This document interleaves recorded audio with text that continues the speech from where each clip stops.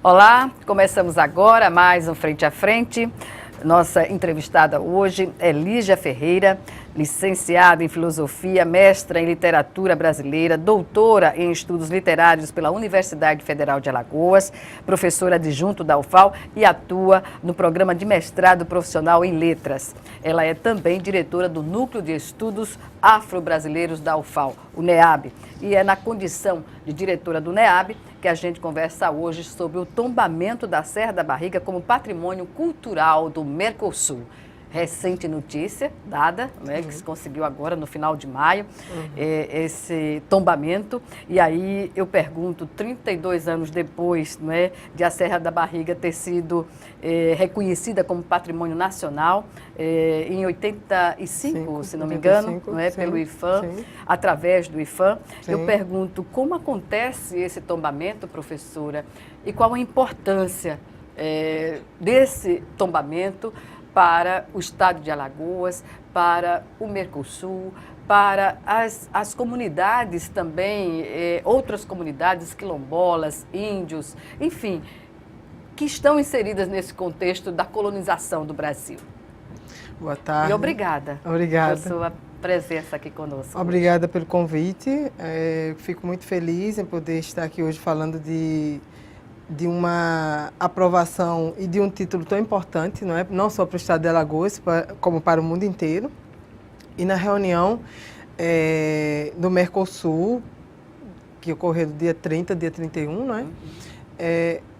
a Serra da Barriga recebeu esse título como patrimônio cultural.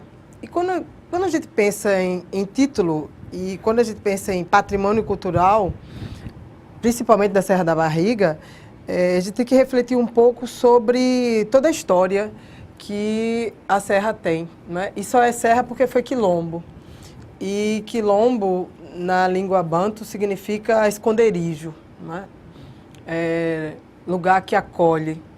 E que resiste. E que resiste. E a resistência, na verdade, ela surge como elemento mais universal. Porque o que acontece muitas vezes é que as pessoas falam e entendem a Serra da Barriga como espaço de escravidão. E aí a gente tem que entender que a Serra da Barriga só existiu por conta da escravidão e por conta da resistência a essa escravidão, não é? Então, esse título traz para toda a ancestralidade afrodescendente, africana, ameríndia, não é? Um reconhecimento e uma valorização da miséria, da exploração e da violência que essas pessoas sofreram, né? Das pessoas que foram escravizadas, os africanos e os indígenas escravizados, que no Quilombo dos Palmares pôde apresentar como seria a resistência a essa forma de governo tão cruel que foi a escravidão. E como aconteceu esse tombamento? Foi por meio de estudos realizados em Alagoas também, que possibilitaram esse tombamento, professora? Como foi esse processo? São tantas pessoas envolvidas nesse processo que algumas dessas pessoas eu vou citar, mas não quero ser injusta, porque há um número muito grande de pessoas que contribuíram para esse momento. E desde a institucionalidade, né, da República de Palmares, do Quilombo, da Serra da Barriga, que acontece no seu tombamento como patrimônio nacional desde 86, depois de 2007 como patrimônio histórico-cultural, não é? E agora como patrimônio do Mercosul, cultural, que é muito importante dizer cultural, porque a gente esse patrimônio do Mercosul não é um patrimônio financeiro, não é um patrimônio de exploração turística, é um patrimônio cultural. Material e imaterial. Material e imaterial. E nisso há a preservação não só dos 40 mil que foram, dos 40 mil artefatos que foram encontrados no período do estudo, né, para o tombamento, e esses artefatos representavam a cultura africana, representavam a cultura indígena, daquelas pessoas que por ali ficaram, né, no período do Brasil colonial, mas de toda a história que a Serra da Barriga traz e das comunidades que ainda habitam lá. Então, muitas pessoas, muitos pesquisadores, muitos historiadores, arqueólogos, geógrafos, o IPHAN, que sempre, né, que liderou todo esse processo e que organizou, e que organizou o dossiê, convidou esses profissionais, né, pesquisadores, para compor todo o material científico acerca da importância do quilombo, mas há também a participação das comunidades, né, das comunidades e povos de terreiros, do Conselho Estadual de Mestres de Capoeira do Estado de Alagoas, não é? De pessoas que estavam lá na UNEAL, que estavam na UFAL, na Fundação Cultural Palmares, no INCRA, no IBAMA. Então, são diversas instituições que contribuíram para esse momento. Ou seja... Na reunião estava a professora Grace Lopes, que é hoje professora da UFAL, técnica do IPHAN, que estava representando na UIFAM e organizou todo o dossiê. Então, esse dossiê é composto pela contribuição de diversas pessoas. Que aí, enquanto enquanto diretora do NEAB, que estou hoje, eu posso trazer esse histórico, né? Desde a contribuição do professor Décio de Freitas, no início lá do NEAB, em 1981, passando pelo professor Zezito Araújo, pela Clara Suassuna, pelo professor Moisés Santana. Então, diversos professores que foram diretores do NEAB também contribuíram, pelo menos no NEAB e UFAL, contribuíram com a elaboração de documentos e de elementos, né, materiais que pudessem ajudar nesse dossiê. Pode-se dizer, professora, que a partir de agora a visibilidade da Serra da Barriga, do Quilombo dos Palmares, ganha uma projeção bem mais ampla e a possibilidade de se captar recursos, não é, no Mercosul para viabilizar a vida à Serra da Barriga. Sim, não? sim, sim. Sempre se fala de revitalização da Serra, não é? É preciso que a Serra mantenha essa simbologia que ela tem, não é? Que é uma simbologia dessa ancestralidade, de espaço também de religiosidade, de espaço de manifestação da capoeira, que é um elemento muito importante para aquele espaço, de espaço também de discussões e de formação acerca das questões étnico-raciais, e de formação, inclusive, daquela população que ali está, de União dos Palmares. Porque muitas vezes se fala que a Serra da Barriga existe um espaço como se fosse inócuo, né? Que a comunidade não se integra também com a Serra da Barriga. Isso é uma verdade? Eu penso que tem a ver com o fato da gente não ter uma educação étnico-racial ainda em Alagoas, fundamentada. Dentro do currículo. Dentro do currículo, que vem, lógico que vem mudando com a Lei 10.639 de 2003, que é uma lei nacional. Mas já houve um avanço no início, depois arrefeceu um pouco. Sem dúvida, não é? Porque, como tudo no Brasil, não é? As pessoas pensam que quando a lei surge, é preciso organizar a casa, mas depois, mas ninguém fiscaliza, ninguém controla, então vamos parar. Mas os movimentos estão discutindo isso. A CEMED, inclusive, fez uma reunião, duas audiências, na verdade, o Conselho de Educação do município de Maceió, para aprovar uma resolução do ensino obrigatório de história e cultura afro-brasileira e indígena nas escolas. É uma contribuição indispensável a quebrar também os preconceitos, as discriminações, a partir do estudo científico o que acontece o reconhecimento de crianças, famílias, adultos em geral, não é? Porque ao entender que existem outras etnias, ao entender a cultura dessas etnias, ao entender a história dessas etnias... E a importância dessa fusão. Né? E a importância né, dessa relação que há entre esses diferentes, porém não desiguais, não é? Exato. Porque há quem diga que... há pessoas que defendem que desigualdade é igual a diferença, mas não é. Então... existe uma diferença étnica no estado de Alagoas, e aí nós estamos falando de Alagoas, mas no Brasil inteiro. Existe uma diferença étnica no estado de Alagoas, mas essa diferença não pode nos tornar desiguais, não é? Não então, justifica não justifica as desigualdades existentes. Preconceito, racismo, discriminação.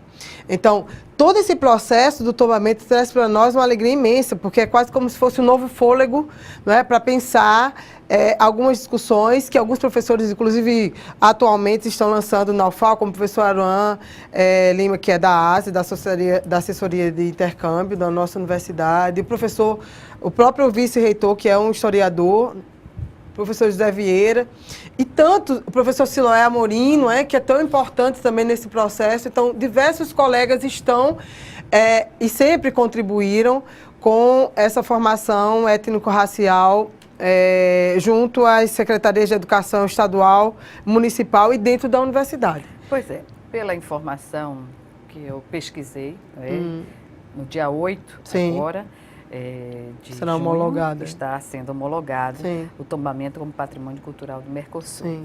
E em novembro deste ano está prevista aqui uma reunião com os países Sim. membros do Mercosul Sim. em Maceió. É uma expectativa de um evento importantíssimo, único nessa área, não é, Sem professora? Inclusive, a Universidade Federal de Alagoas já discutia desde o ano passado um 20 de novembro diferente, não é?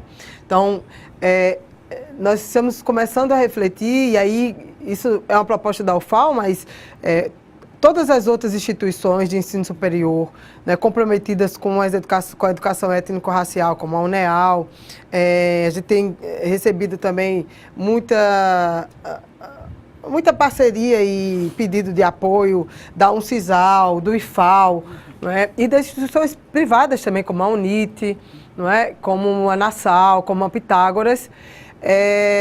Todas essas instituições estão pensando em fazer atividades que estejam para além da apresentação exótica. Da não é? Da apresentação exótica que se faz desde as escolas, de novembro. Desde as escolas, a semana do 20 de novembro, aí pessoas se pintam de tinta preta, não é? E fazem determinadas apresentações, que não à toa o professor da Unicamp, né, recentemente, para fazer crítica às cotas, falou que era uma mudança do cérebro para as nádegas. Não é? Que horror. Pois é, e aí o Movimento Negro já fez uma moção de repúdio, porque é justamente isso que muita gente pensa, né? Que os negros apenas só sambam, jogam futebol, não é?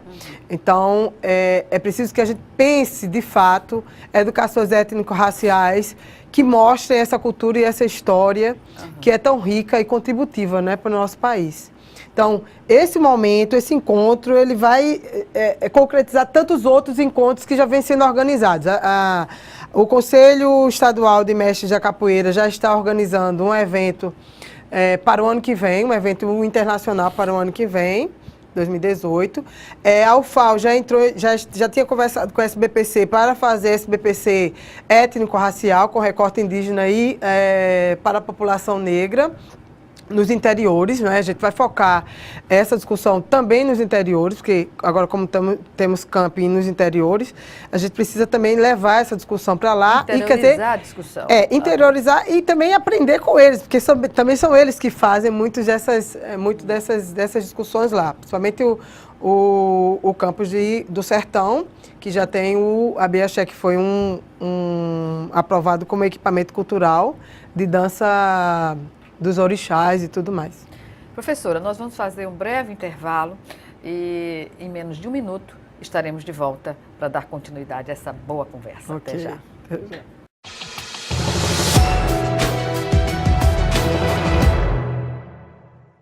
Estamos de volta com Frente a Frente, que hoje recebe a diretora do Núcleo de Estudos Afro-Brasileiros da UFAL, da Universidade Federal de Alagoas, UNEAB, aqui da UFAL, Lígia Ferreira. Professora Lígia Ferreira, com quem a gente fala sobre o tombamento da Serra da Barriga como patrimônio cultural do Mercosul.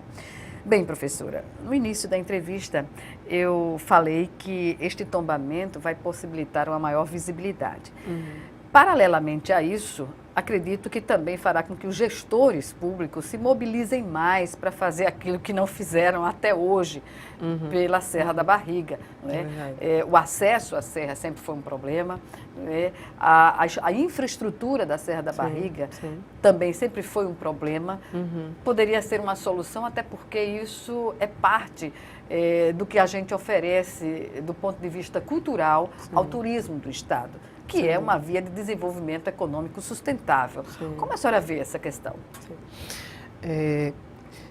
Eu, no Facebook, observei algumas pessoas fazendo a crítica a esse tombamento justamente por conta dessa falta de infraestrutura que a Serra não tem, né?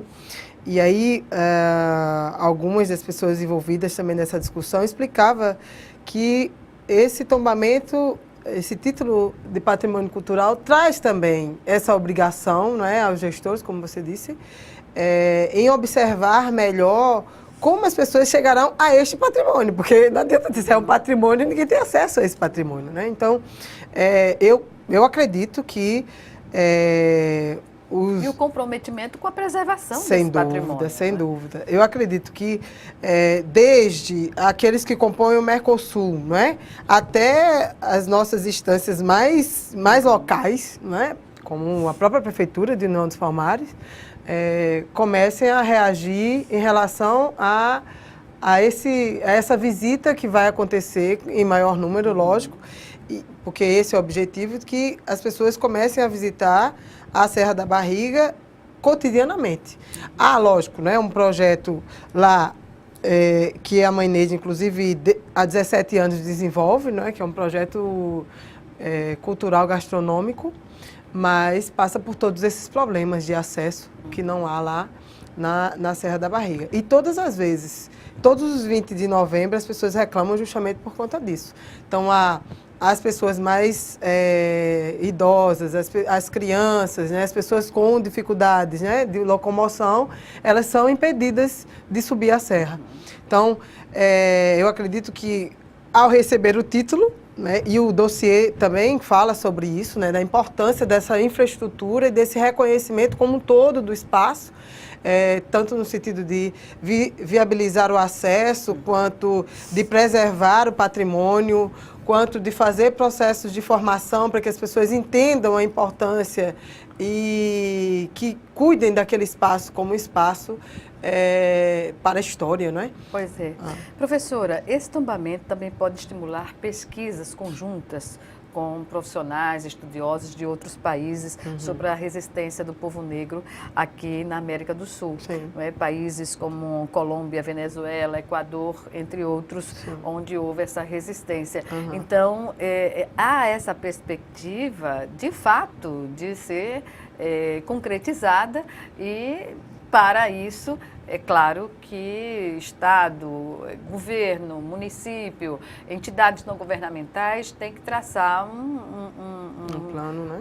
Um plano, exatamente, para manter a Serra da Barriga exatamente viva. Sim. Eu me lembro que no finalzinho do ano passado, nós recebemos no NEAB um pesquisador alemão, Moritz. E ele veio justamente fazer uma pesquisa dos documentos de tombamento da Serra da Barriga. E dizia o quão ele estava feliz por ter esse documento ainda, não é, em boas condições e disponibilizado, não é? Então, não só ele, como muitos outros pesquisadores, não só do país, mas dos países da América Latina, e esse é o nosso grande desejo, que não seja apenas a Serra da Barriga um patrimônio cultural, mas todos os outros da América Latina de resistência que nós sabemos, né, da grande importância de alguns espaços de resistência, tendo em vista que o próprio título da reunião, né, falava dessa importância de reconhecer os espaços de resistência da América Latina pelo Mercosul. A Terra de Zumbi é a referência. Sem dúvida, sem dúvida. Maior resistência já verificada. Sem dúvida, porque foi o maior quilombo da América Latina, né? Então, por ser o maior quilombo, ele é um espaço que deve ser, lógico, referenciado. Mas é preciso também reconhecer os outros, né? Então, com o reconhecimento dos outros espaços, a gente traz para essa discussão étnico-racial algo que está para além do turismo, da visitação. O que é o quilombo para Alagoas? Essa nova geração tem ideia da importância do quilombo para a nossa formação cultural, existencial, eu diria? Pois a gente sempre discute isso quando vai falar sobre Alagoas e por que em Alagoas nós temos os piores índices no que diz respeito a extermínio da população negra, não é? Extermínio das mulheres negras. Saiu agora, não é, novos dados do IPEA mostrando que negros e jovens são a maior concentração de mortes pela sem violência dúvida, aqui no estado. Sem dúvida. E são eles que estão nas ruas, né? São eles que estão pedindo, são eles que estão, muitas vezes, na marginalidade, porque a sociedade alagoana não dá o espaço devido a essas pessoas. E hoje eu refletia sobre as causas disso, né? Nós temos escolas hoje sem recursos, nós temos escolas hoje com professores que são bastante resistentes, né? Estão todos os dias, cotidianamente, resistindo, né? Uma violência que foi registrada agora recentemente no Fantástico da Rede Globo, mostrando um policial do batalhão escolar agredindo, entrou numa escola estadual e agrediu o aluno porque estava apenas olhando para ele. Pois é. Isso é um absurdo. É um absurdo. Como o caso também da estudante de escola privada daqui, não é? Que agiu com racismo por conta do cabelo. Por conta do cabelo. Por conta do cabelo. Exatamente. Então, assim, são coisas que, em pleno século XXI, nos assusta, não é? Porque são pessoas que deveriam estar ali para entender esse processo, para proteger, principalmente já ter entendido, não é, professor? Pois é. Já ter entendido. Mas a pergunta sempre que a gente faz é: quem estava olhando para o policial, não é?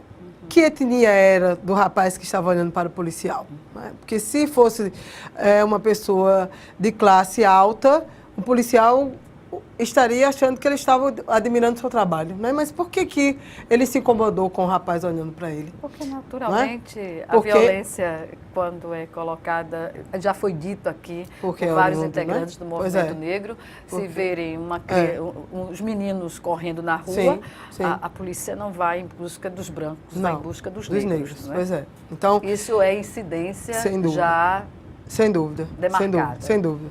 Porque o bandido tem cara, né, e etnia no estado de Alagoas. Né? A menina que se prostitui também tem etnia no estado de Alagoas. Né? A criança que não vai para a escola também tem etnia na escola, no estado de Alagoas. E a pessoa que não tem emprego também tem etnia no estado de Alagoas. Então, isso precisa mudar. Então, todas as vezes que a gente fala, inclusive na reunião com a ministra dos Direitos Humanos, que veio há pouco tempo, eu falava justamente para ela sobre isso. Porque ela pedia respeito ao quilombo. Eu disse: se a gente não consegue respeitar algo que é histórico, não é? E que é conhecido mundialmente, como a gente vai respeitar as pessoas de etnia negra, não é? No estado de Alagoas? Então, é preciso que a gente, de fato, traga para as escolas essa discussão, que a escola, de fato, né, entenda. Porque não adianta só a lei, é preciso que os professores eles tenham formação para falar sobre. Então, que não sejam preconceituosos. Estejam preparados despidos do preconceito. Sem dúvida, porque ainda hoje a gente fala: não quero saber de macumba. Macumba não é nem religião, não é? Macumba é um instrumento. Então, assim, as pessoas precisam entender, não é, as religiões de matriz africana, para poder despir todo esse preconceito que no estado de Alagoas, historicamente, é muito intenso, porque a quebra de Xangô de 1912, não é? Até hoje, com todo esse extermínio da juventude negra, com a ausência de possibilidades e oportunidades para as pessoas negras. E contraditório, não é, professora? Intenso e contraditório. Porque se a concentração de renda não fosse tão expressiva, seguramente esse preconceito estaria reduzido aqui no estado. Sem dúvida. Apesar de que, ainda assim, no estado de Alagoas, né, mesmo tendo dinheiro, as pessoas sofrem de preconceito. Agora, quando eu vim para cá, a senhora sofreu preconceito. A pessoa mandou ir para Conchinchina, não é? Só pelo simples fato que eu disse a ele: não quero que limpe o vidro do meu carro. Não quero que limpe. Mas ele insistiu. Eu disse: eu não disse a você que eu não queria. Ele me mandou para aquele lugar. Então, assim, aí eu fiquei pensando: mas por que ele se acha no direito de falar isso comigo? Não é? Então, assim, o preconceito é algo que tem uma fisionomia, né? Tem uma etnia com a qual eu vou dizer qualquer coisa e para ela já é comum. Né? Eu vou dizer qualquer coisa que causa essa e ela não vai reagir. Sem dúvida, sem dúvida. Então, assim, o problema é extremamente complexo e, como você disse, contraditório, porque nós estamos hoje felizes por discutirmos uma questão, não é, de reconhecimento da América Latina e gostaríamos muito que a Unesco, não é, fizesse esse reconhecimento também da Serra da Barriga como um patrimônio cultural do mundo, não é? Do mundo, porque desse jeito se reconhece também que houve um processo de escravidão, né? E que muitas pessoas sofreram. Político e moral. Sem dúvida, sem dúvida. E uma valorização da resistência, não a valorização da escravidão, né? Como muita gente quer reconhecer e muita gente defende. Eu me lembro de um filme de 1932, que é Onde Está a Felicidade, com o Grande Otelo. E tem uma personagem que o Grande Otelo à frente dela, ela olha e ele, né, naquele estereótipo que as pessoas sempre fazem da pessoa negra, ele meio desastrado, né, do macunaíma, meio desastrado e tal, e ela vira para a câmera e diz, eles sonham com o passado. Quer dizer, nós não sonhamos com o passado, né? Nós não sonhamos com a escravidão. Então, nós valorizamos a resistência. É muito absurda essa questão do preconceito no Brasil. É algo, é muito atraso. É cruel. É cruel. Realmente cruel. Sobretudo quando se estabelece entre crianças que a gente não consegue conceber uma ideia dessa, uma família que chega a criança a externar esse tipo de preconceito numa sala de aula de outra criança. É algo muito grave. Sem dúvida. Que requer uma, digamos assim, uma aprendizagem permanente e vigilante sobre qualquer indício para se fazer essa reparação. E nesse aspecto, há uma preocupação com esse tombamento de promover esse tipo de formação, capacitação com professores, para exercerem isso em sala de aula, professora? Sim, é um projeto, inclusive foi um projeto idealizado pela UNEAL, que depois eles nos convidaram para fazer um apoio, para dar um apoio ao FAO, junto com a UNEAL, um projeto de formação dentro da Serra. Então, é todo um processo de organização, de formação, no sentido de todas as questões relacionadas à cultura afro-brasileira, à estética afro-brasileira, à política. É uma rede de colaboração com a rede municipal, entre as universidades, estadual, junto com a Fundação Cultural Palmares, não é?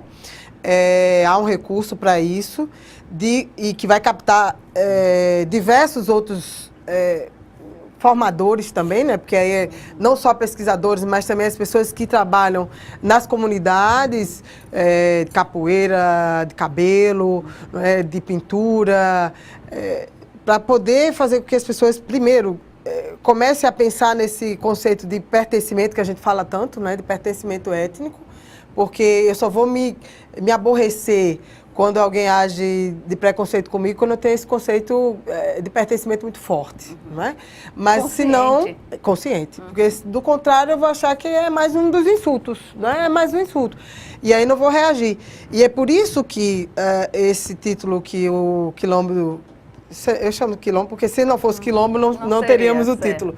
Mas que o Parque Memorial, não é? Quilombo dos Palmares tem.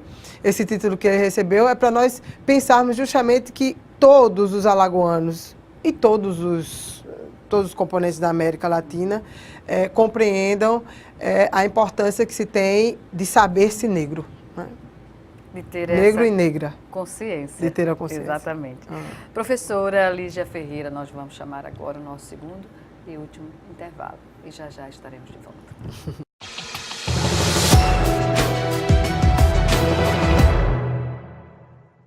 De volta com Frente a Frente, que hoje recebe a professora Lígia Ferreira, ela que é diretora do Núcleo de Estudos Afro-Brasileiros da UFAL, da Universidade Federal de Alagoas, UNEAB. E o nosso assunto, o tombamento da Serra da Barriga como patrimônio cultural do Mercosul. E aí eu pergunto, professora, além de contribuir para o reconhecimento, não é, dos indivíduos e suas matrizes africanas, é uma reparação às perseguições e à violência que foram impostas aos negros por todo esse tempo?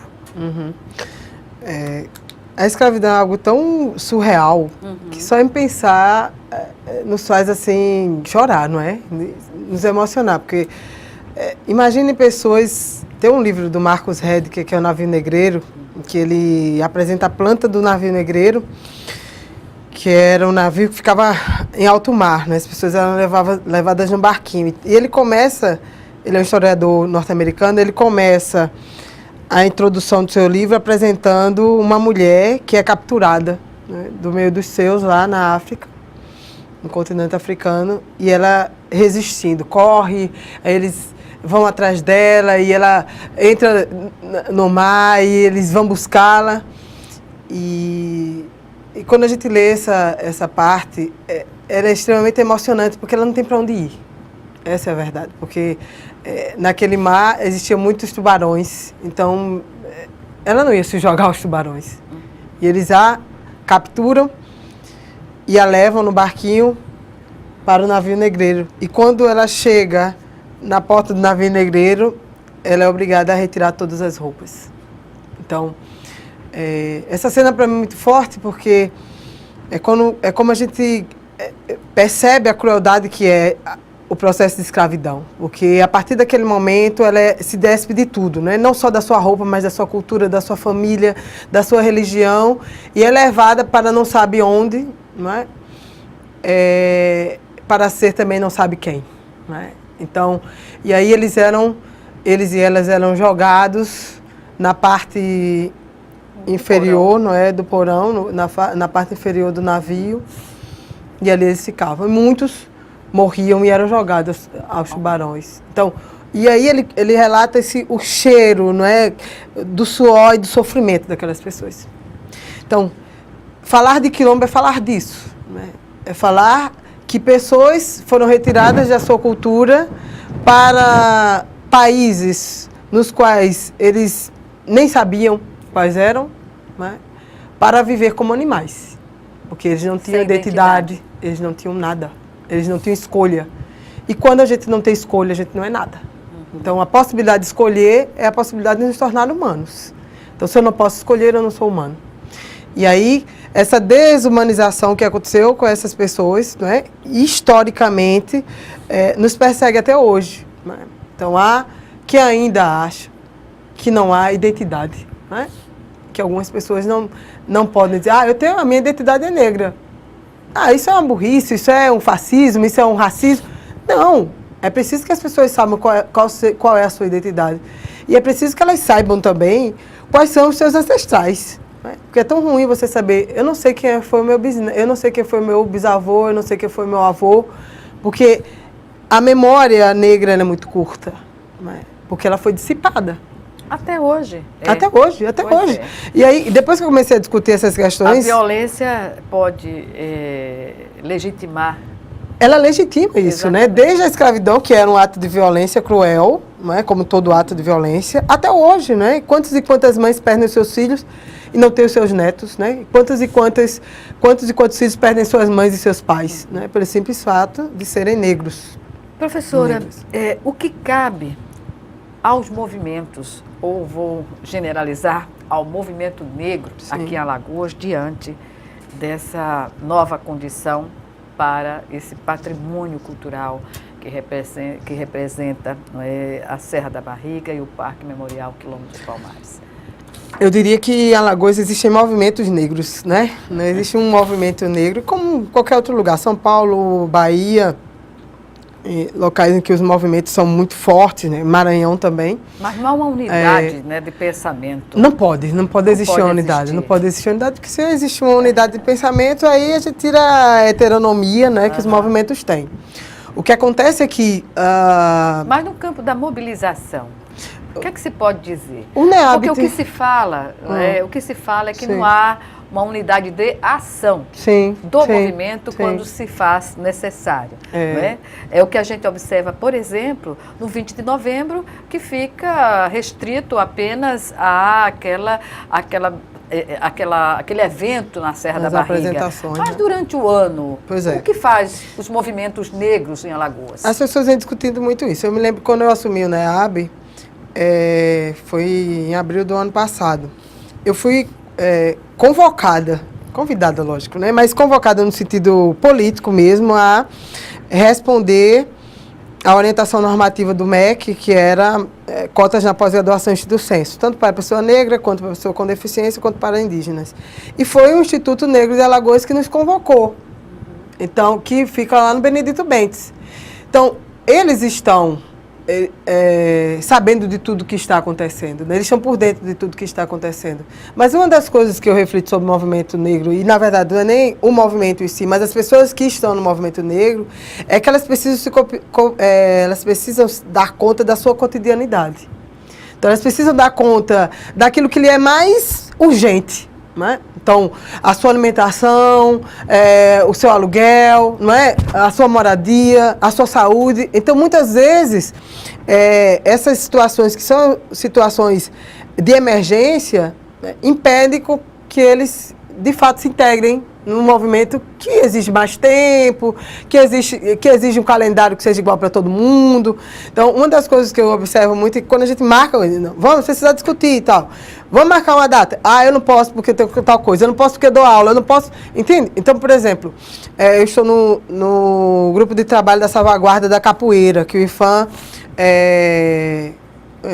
está à frente, né, como sempre, está à frente da salvaguarda da capoeira, mas que há um grupo de trabalho dos mestres de capoeira e capoeiristas aqui do estado de Alagoas para organizar essas ações de salvaguarda, que são importantes para o estado, inclusive nesse momento, né, do título da Serra da Barriga. E aí, eles fazem ações, que são ações pontuais, e os grupos de capoeiras, eles fazem atividades isoladas, eu digo assim, isoladas no sentido de cada grupo faz a sua atividade, e no final a gente não consegue perceber porque são atividades isoladas. Então, por exemplo, eu poderia citar o Cine Tradição, que é lá no Ouro Preto, que eles fazem toda sexta-feira, tem a capoeira lá do Eustáquio Gomes, que trabalha com a comunidade lá do Eustáquio Gomes, que é o mestre Leto também, Santana, que também desenvolve essa atividade. Então, tem o mestre Marco Baiano lá de Riacho Doce, da Capoeira Angola, que desenvolve outras atividades. Então, diversos mestres, mestre Tonico, né?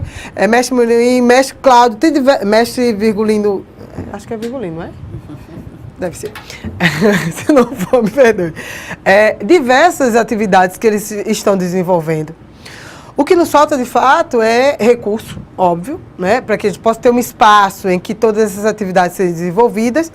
Hoje eu percebo que as comunidades e povos de terreiros, eles estão vendo essa necessidade de se organizar mais.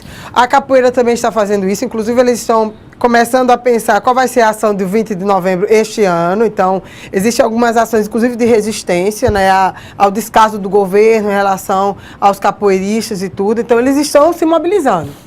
O que vai acontecer até lá, vamos ver, né? Vamos aguardar. Uhum. Em relação à Bienal, a senhora trouxe alguns títulos, sim, alguns livros, né, que trata da produção africana, né? Raça, racismo, genética, sim, as cotas para negros, no tribunal, audiência pública, STF, enfim, em várias vertentes. Sim. O que se pode esperar dessa literatura na Bienal deste ano? Nós vamos trazer, já confirmado, né, Cristiane Sobral, que é uma poeta carioca radicada em Brasília.